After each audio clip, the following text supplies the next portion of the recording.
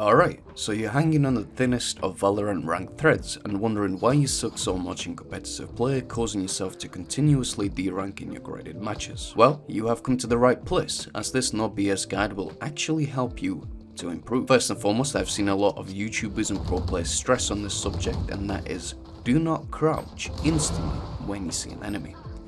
You most definitely heard about this, but it's an extremely popular problem. Those of you living under a rock, crouching makes you stationary, like a mouse imprisoned in a spring-loaded mouse trap.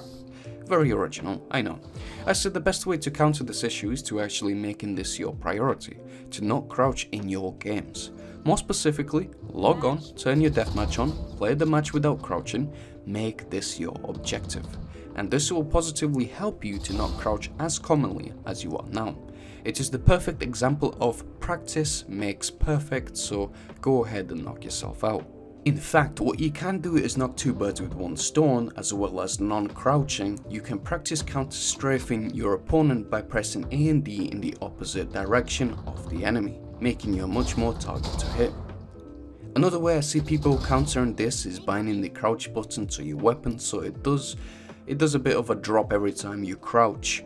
I personally would say if you go as far as doing that, you might as well bind your crouch button to Alt F4, and that will surely traumatize you in your ranked gameplay.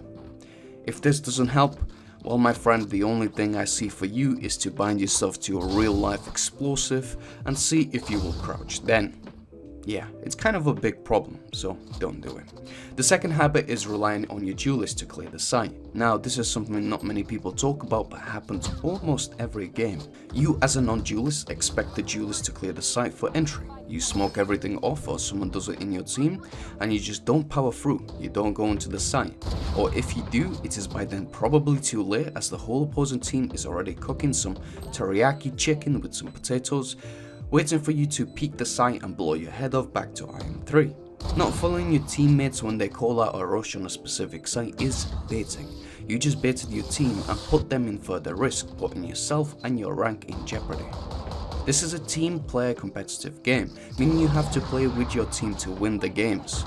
But if you are just too busy masturbating in the background hoping to get a pick, well, you have failed, my friend.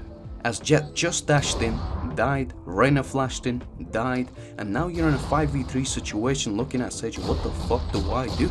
The probability of you losing that game equates of you being on a plane with a suicide bomber who just asked you for $1 billion in cash, or he bombs the plane, so yeah, highly likely you don't have the money and you will lose the game called life. In other words, stop expecting your Duelist to do everything for you.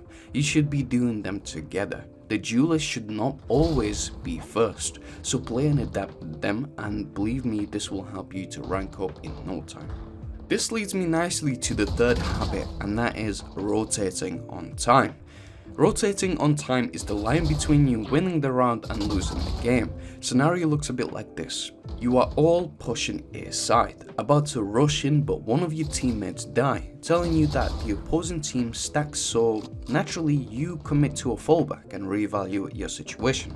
But the problem is you stay there reevaluating for about 60 seconds, trying to figure out to commit to a push or to a rotation to B side, for example. I'm sure you can figure out the problem here. But just for those of you who are Neanderthals, this causes two things. It gives the opposite team the chance to rotate onto the site, easily smoke you off, put traps, hold angles to when and if you commit, or gives them time to surround you from the back, causing you to panic like Michael Jackson when he sees a miner walk by. I cannot stress this enough, just rotate as quick as you can, as you have more of a chance to win the round if you cause everyone to move from a static position, waiting for you to come in. We have now the fourth habit, and that is not adapting to an enemy player. We just talked about adapting to your teammates and playing together, but this will not work if you are not adjusting to the opposing team's playstyle. Too many times I have just suffered from my teammate just doing the same thing over and over again. So I will ask you, do you know the definition of insanity? Well, according to Albert Einstein, doing the same thing over and over again and expecting a different result. That's basically it. These people are insane, so please do not follow this. If you want to improve, climb up the ranks, this is an absolute must. You must be aware of this and change the playstyle accordingly.